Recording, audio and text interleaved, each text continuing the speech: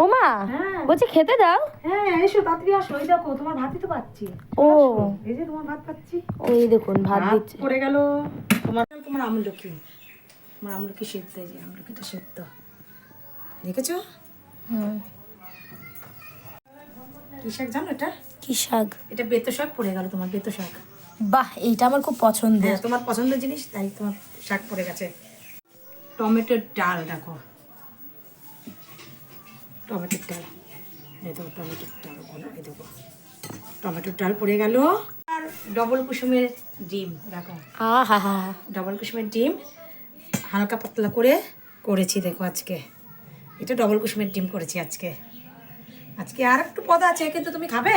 কি আছে গো? লাউ শাক আছে, খাবে? হ্যাঁ হ্যাঁ আচ্ছা দিচ্ছি। শাক, লাউ শাক। এই দেখো লাউ শাক তোমার, এই দেখো লাউ শাকটা দেখেছো?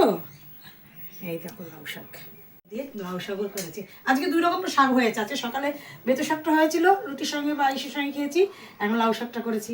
হুম আজকে বল, আজকে অ্যারেঞ্জমেন্টটা কেমন হয়েছে বলবি তো? দারুণ তুখর হয়েছে। খেয়ে দেখ আর খেয়েও দেখ বাবা।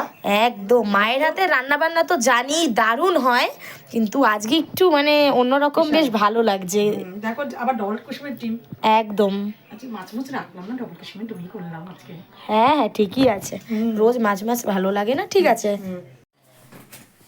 হ্যাঁ, তো দেখতেই পাচ্ছেন আজকে রান্নাবান্না তো দারুণ হয়েছে, সবই আপনাদের সাথে শেয়ার করে দিলাম। আজ এইটুকুই, টাটা।